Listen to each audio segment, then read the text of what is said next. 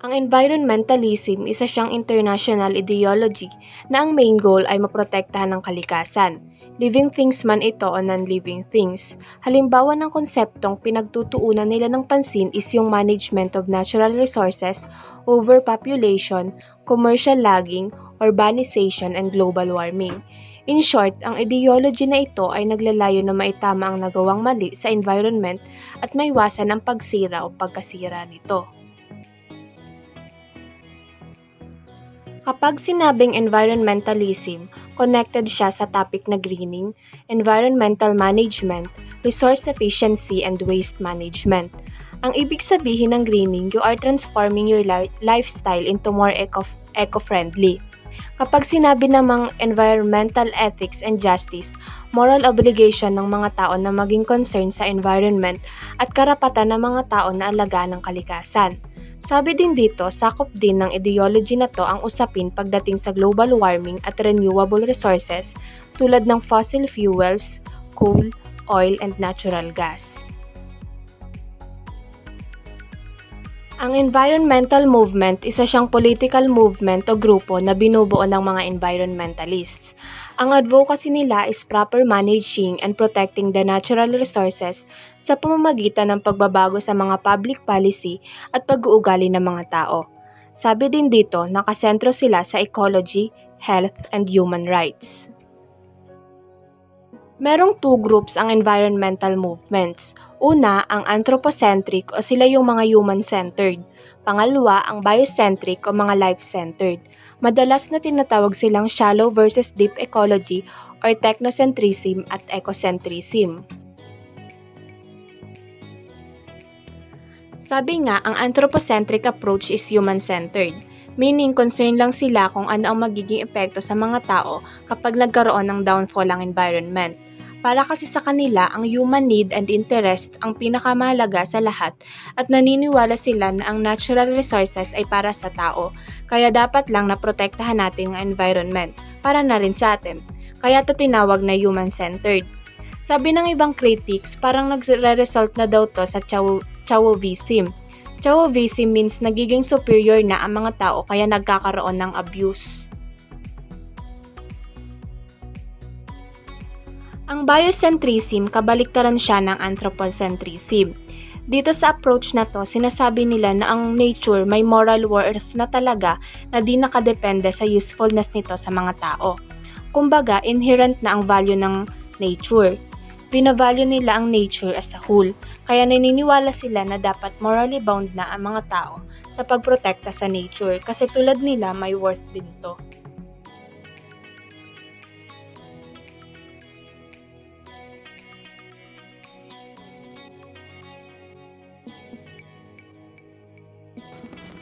So, yung ideology na to, which is yung environmentalism, nagsimula siya noong 19th century para maprotektahan ang countryside sa Europe at wilderness sa US, pati na rin dahil sa epekto ng pollution sa health during Industrial Revolution. At ang ideology na to ay in contrast sa liberalism. Kung sa liberalism, dapat di mangialam ang government, dito naman sa environmentalism, dapat mag-take charge ang gobyerno sa pag-protect at pagsiguro na mayroong conservation of resources.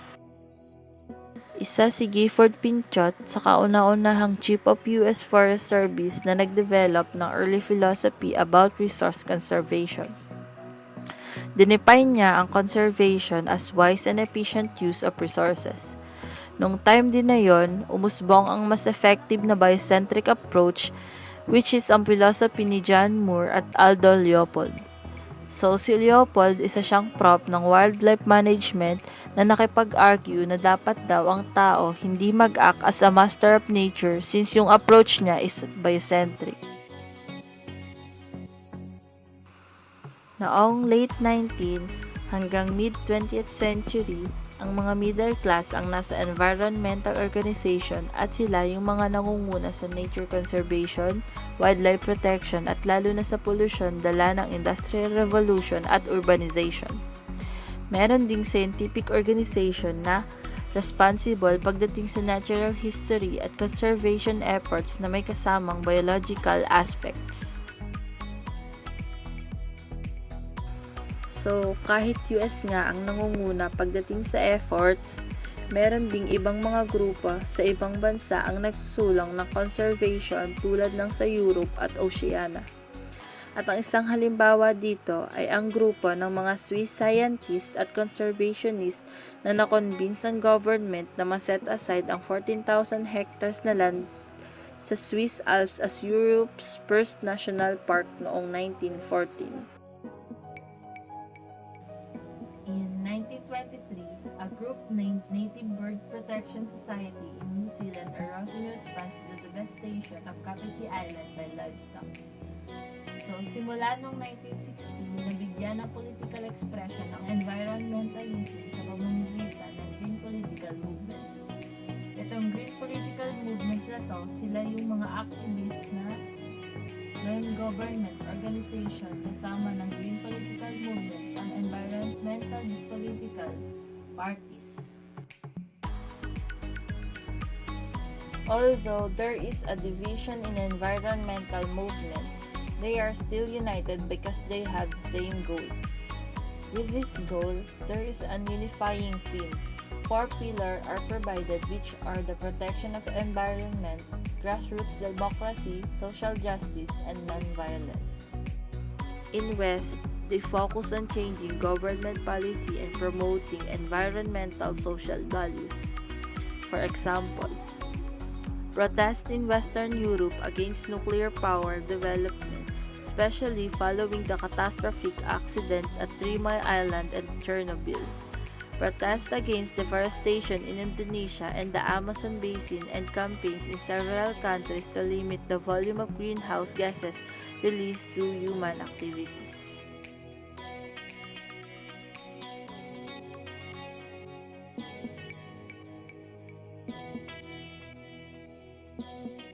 In the less industrialized or developing world, environmentalism has been more closely involved in emancipatory politics and grassroots activism on issues such as poverty, democratization, and political and human rights, including the rights of women and the indigenous people. For example, in developing country, environmentalism is closely involved in emancipatory politics, meaning they are free from restraint or control. They are widely open on issues such as poverty, democratization, and issues in political and human rights, including the rights of women and indigenous people. Examples include the Chipko movement in India, which was linked forest protection with the rights of women, and the Assembly of the Free in Thailand, a coalition of movements fighting for the rights to participate in environmental and development policies. Meanwhile, the early strategies of the contemporary environmental movement were self-consciously activist and unconventional, involving direct protest, actions designed to obstruct and to draw attention to environmentally harmful policies and projects. Other strategies included public education and media campaigns, community-directed activities, and conventional lobbying of policymakers and the political representatives. For example, currently environmentalists are now activists because they are having direct protests, because their aim is to give emphasis in environmentally harmful policies and projects. Also, other means that they are using public education and media campaigns, community-directed activities, and conventional lobbying of policymakers and political representatives. The movement also attempted to set public examples in order to increase awareness of and sensitivity to environmental issues. The electoral strategies of the environmental movement included the nomination of environmental candidates and the registration of green political parties.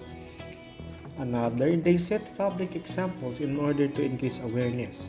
Such projects included recycling, green consumerism, also known as the buying green, and the establishment of alternative communities, including self-sufficient farms, workers, cooperatives, and cooperative housing projects. Meanwhile, in terms of election, there is a nomination of environmental candidate and registration of green political parties. These parties were conceived of as a new kind of political organization that would bring the influence of the grassroots environmental movement, make the environment a central concern of public policy, and render the institutions of the state more democratic, transparent, and accountable. The world's first Green Parties, the Values Party, a nationally based party in New Zealand, and the United Tasmania Group, organized in the Australian state of Tasmania, were founded in the early 1970s. The first explicitly green member of a national legislature was elected in Switzerland in 1979. Later, in 1981, four Greens won legislative seats in Belgium. Green parties were also have been formed in the former Soviet bloc, where they were instrumental in the collapse of some communist regimes, and in some developing countries in Asia, South America, and Africa. Though they have achieved little electoral success there, the very first Green parties in the world is the Values Party. The most successful environmental party has been the German Green Party, founded in 1980. Although it failed to win representation in federal elections that year, it entered the Bundestag, a parliament in both 1983 and 1987, winning 5.6% and 8.4% of the national vote, respectively. The party did not win representation in 1990, but in 1998 it formed a governing coalition with the Social Democratic Party, and the party's leader, Joschka Fischer, was appointed as the country's foreign minister. Throughout the last 2 decades of the 20th century, Green parties won national representation in a number of countries and even claimed the office of the mayor in European capital cities such as the Dublin and Rome in the mid-1990s. Outside Europe, New Zealand's Green Party, which was reconstituted from the former Values Party in 1990, won 7% of the vote in the 1990 general election. Its influence had grown to 9 of the country's 121 parliamentary seats by 2002 and to 14 parliamentary seats by 2014. Dito na ipapakita ang paglakas at pag-usbong ng political party na nagsusulong ng pagbabago at reforma para sa ating environment at sa ilang mga programa na makakatulong at makakadagdag sa ikaayos ng ating kapaligiran sa buong mundo. Naging malakas na ang dating Values Party na ngayon ay Green Party dahil malaki na ang nare-raise nilang awareness sa mga tao na kailangan nating ayusin at magsulong ng mga reforma para sa pagbabago ng ating kapaligiran. By this time, Green parties had become broad political vehicles, though they continued to focus on the environment. As of now, ang Green parties naging broad political vehicles na sila pero mas nakapokus pa rin sila sa environment, which is yun naman talaga ang center and approach nila in the first place. Sa ibang developing countries, ina-apply na nila ang values ng environmental philosophy sa national issues na meron sila, including foreign policy, defense, and social and economic policies.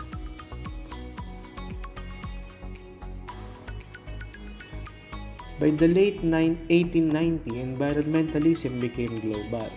Some organizations such as Greenpeace, Friends of the Earth, and World Wildlife Fund has an international presence para makipag-coordinate at magkaroon ng exchange of information and expertise.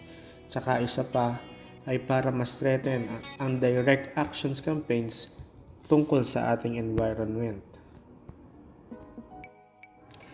In the 21st century, the environmental movement has combined the traditional concerns of conservation, preservation, and pollution with more contemporary concerns with the environmental consequences of economic practices as diverse as tourism, trade, financial investment, and the conduct of war. In the 21st century, the concerns of environmentalists had been added by emerging contemporary concerns. Kung dati ang concern lang nila ay conservation, preservation at pollution, ngayon ay naging broad. Naging concern na rin nila ang tourism, trade, financial investment and conduct of war. Kung mapapansin nyo, habang tumatagal ang panahon ay mas dadagdagan ang mga magagandang reforma na isinusulong ng ating iba't ibang grupo na kung saan ay ninanais nila na magkaroon ng development at progress sa bawat panahon.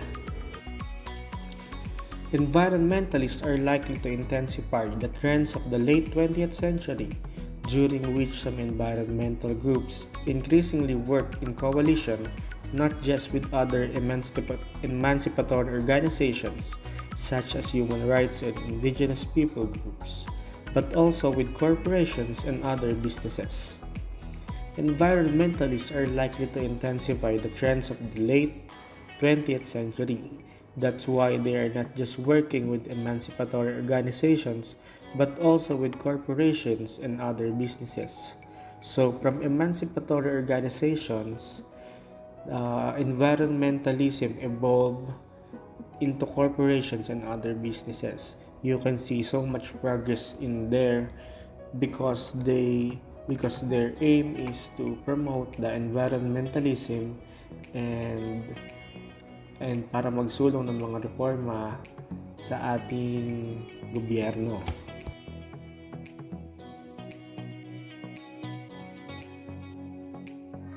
Contemporary environmentalists are often described as being split into three groups: dark, light, and bright greens.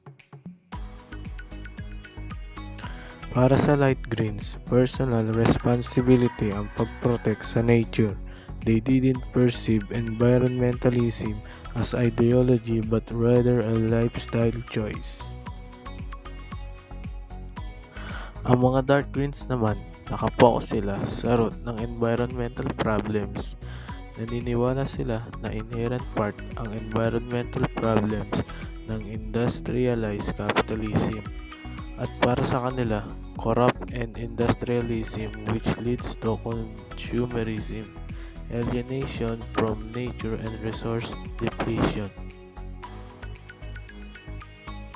For dark greens naman, they believe that in order to attain the needed change, we should invest in new technologies and social innovation so that we can neither shop nor protest our way to sustainability.